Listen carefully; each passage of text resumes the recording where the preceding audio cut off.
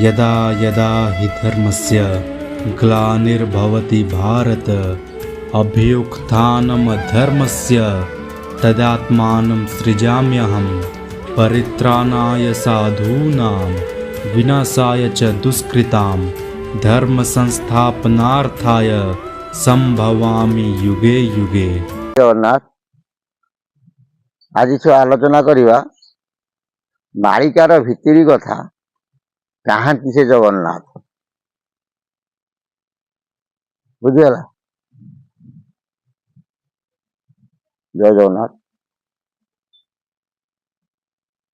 मालिका रहस्य जानिबाटा बहुत कष्ट साध्य। आगुर आम आलोचना करथिले महापुरुष अच्युत कहते अनेक जगह कथा जानती मर्त्यपुर किए से माँ सारला आउ स्वर्ग जानती कि से बृहस्पति देवकूट माया बुझी हो ना शुणुच मो कथा देवकूट माया ये लोक दी जन जानती किए से देवलोक जानती किए से बृहस्पति मर्त्यपुर जानती माँ जगधात्री शारदा ना आम कौन महापुरुष निजे लिखिं एवं तुम मत आसीपे ताले महापुरुष कहीं लिखिले से नहीं चेतुआ भकत मानक निमंते 318 खंड भविष्य लिखिले पामर अच्युत न जानती दुर्गंध। चेतुआ भक्त माने जिते मर्त्यमंडल जन्म हेबे से समस्त की माया राशि जाइए ये माया को काटिबा पाई से कौन गोटे दर्पण सदृश रखिले कौन ये शास्त्र 318 खंड भविष्य मालिका लिखिले से माने को अध्ययन कले से 318 खंड भविष्य मालिका पढ़िले कौन हम चेतुआ भक्त माया कटि ताले चेतुआ भक्त केते जन ठीक ना भूल चेतुआ भक्त संसार केते जन से जानवे माया काटे से कथा पछे रखिया ये जो कथा महापुरुष कहते स्वर्ग रे जानती बृहस्पति मर्त्य जानती माँ जगधात्री शारदा आ से निजको निजे ताको विषय सी जानी कारण महापुरुष जी से जन्म रु मातृ गर्भरु ज्ञान धारण स्थित भाव थी कालक्रमे बयसर सोपान नहीं ज्ञान परिप्रकाश गोटे मल्ली फूल जो फुटे से साथी बासना हो कि कड़ हम फुटिला बासना हुए ना ना सेमती लीला छुआटी बेलू प्रभुंर कौन महापुरुष मानकर आविर्भूत हम वर्तमान समय तुम देख अनेक बाहर ठाकुर अनेक बाहर महापुरुष महापुरुष गोटे जगह गोटे कथा कहते पुणी आ गोटे जगह काटुंट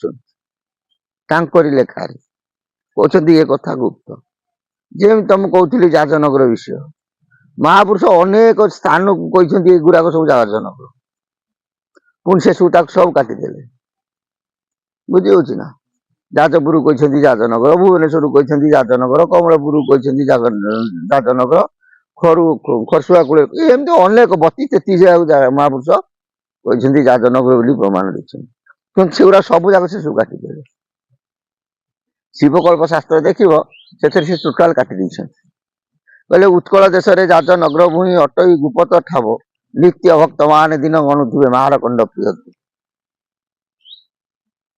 कहले मारकंड ऋषि भी जापर नित्य भक्त मान भी जापर से खाली अनेक कौ दिन प्रभुंर आविर्भूत इे लिखिं महापुरुष लिखिं विरजा मंडल आविर्भूत हे कौ नहीं विष्णु चषा बापा ना हो कौ नहीं विष्णु शर्मा कौ नहीं अनंत कौ नहीं परीक्षित एमती अनेक प्रकार नामकरण कौन तार अर्थ पाइबा आम से कहते अच्युत गार हाड़िया ठार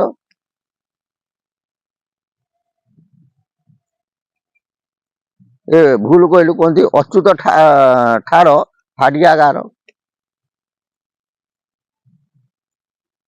आम समस्त जान कौन जाजनगर समस्त जन्म बा विरजा पाखे जन्म है କୋଉ ନେଇଛନ୍ତି ପଶ୍ଚିମରେ ଥିବ ପଦ୍ମ ପୋଖରୀ, କୋଉ ନେଇଛନ୍ତି ପୂର୍ବରେ ମଧ୍ୟ ଥିବ ପଦ୍ମ ପୋଖରୀ। ତମେ ଶିବ କଳ୍ପ ଶାସ୍ତ୍ର ଦେଖିବ, ତା ଦେହରେ ଏ କଥା ବି ଲେଖା ଅଛି। ତେଣୁ ତମେ କଣ ଧରିବ? ମହାପୁରୁଷ ଆରି ଉପରେ ଗରୁଡ କଳ୍ପରେ କଣ କଲେ, ଏ ଅନନ୍ତ ମାଳିକାରେ କଣ କଲେ, ତାକୁ କଣ କଲେ ସମାଧାନ କଲେ। କୋଉଠି ଠାକୁର ଆବିର୍ଭୂତ ହେବେ।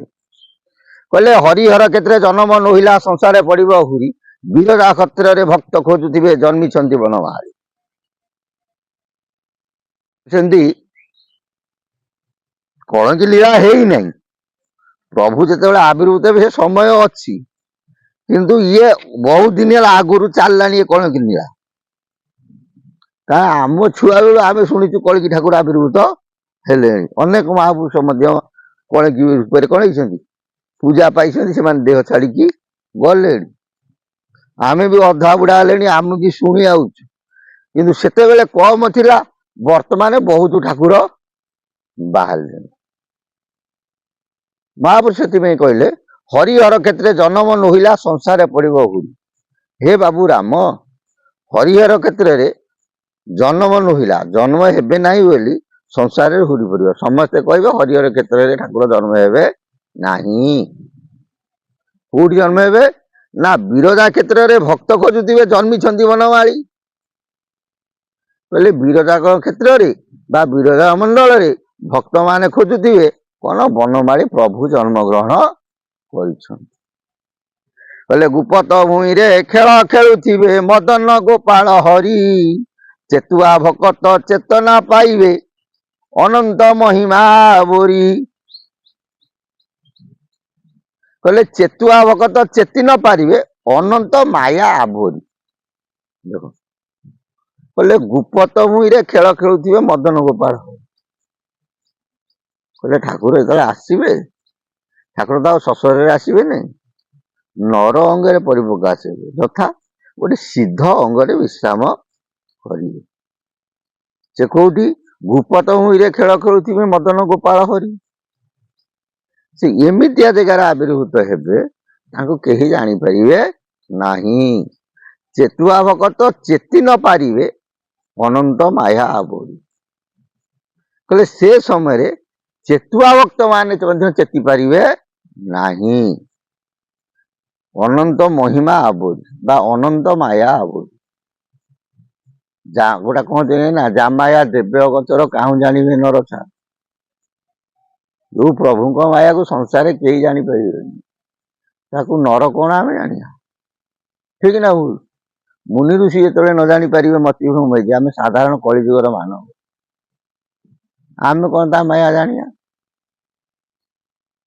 ତମର ମତ ଆସିପାରେ, ଯଦି ଠାକୁର ଜନ୍ମ ନ ହେବେ କାହିଁକି ଲେଖିଲେ କଳ୍କି ଅବତାର ଲୀଳା ହବ ବୋଲି? ଠିକ ନା ଭୁଲ? ଠାକୁର ଗୋଟେ ଭଲ ମହାପୁରୁଷ ଗୋଟେ କହିଛନ୍ତି, ସେ ପଦଟା ମନେ ପଡୁନି, ଖାଲି ଇଏଟା ଅଛି। ସେ ସ୍ୱପ୍ନାଶ କରିବାରେ ମୁଁ ଅମୁକ ଜାଗାରେ ଖେଳ କରୁଛି, ସେ ନିର୍ଦ୍ଦେଶ ଦେବେ। କାହାକୁ ନିର୍ଦ୍ଦେଶ ଦେବେ ସେଟା ପଛରେ କହିବୁ। ସେ କହିବେ ଆରେ ମୁଁ ଅମୁକ ଜାଗାରେ ଯାଇ ବର୍ତ୍ତମାନ ଖେଳ କରୁଛି, ତମେ ମାନେ ସେଠିକି ଯାଅ। ଏଇ ଯୋଉ ଭଗବାନ ଏଇ ଲୋକ ବାଡିଆ ପିଟା ହଉଛନ୍ତି, ଏଗୁଡାକ ଠିକ ନୁହଁ। ସ୍ୱୟଂ ଜଗନ୍ନାଥ 16 କଳାରୁ 1 କଳା ତହୁଁ କଳା ଏ ନନ୍ଦ ବଳା, ଯିଏ 16 କଳାର ଅଧିକାରୀ, ସ୍ୱୟଂ ପରମ ବ୍ରହ୍ମ ଏକାକ୍ଷର ଦେଇ ଅଣାକ୍ଷର ମୂର୍ତ୍ତି। ତାକୁ ଆମେ ସାଧାରଣ ଗୋଟେ ହାଡ ମାଂସ ରକ୍ତ ଶରୀରଧାରୀ ମଣିଷ ଯଦି କହେ ଆମେ ହଉଛୁ ପ୍ରଭୁ, ତାହେଲେ ପ୍ରଭୁକୁ କିଏ ମାନିବ ରେ? ଠିକ ନା ଭୁଲ? ତେଣୁ ପ୍ରଭୁ ହିଁ ପ୍ରଭୁ, ଭକ୍ତ ହିଁ ଭକ୍ତ। ମହାପୁରୁଷ ବାରମ୍ବାର କହିଛନ୍ତି, ସିଦ୍ଧ ଅଙ୍ଗରେ ମହାପ୍ରଭୁ କଣ କରିବେ? ବିହାର କରିବେ। ସିଦ୍ଧ ଅଙ୍ଗ ବୋଲନ୍ତି କିଏ ସେ? ନା ଜଗନ୍ନାଥ ଦାସ ଲେଖିଛନ୍ତି, ସଖା ଅଙ୍ଗରେ ପ୍ରଭୁ ବିହାର କରିବେ। ସଖା ବୋଲନ୍ତି କିଏ ସେ? ନା ଭକ୍ତ ସୁଦାମ। ସୁଦାମ ବୋଲନ୍ତି କିଏ ସେ?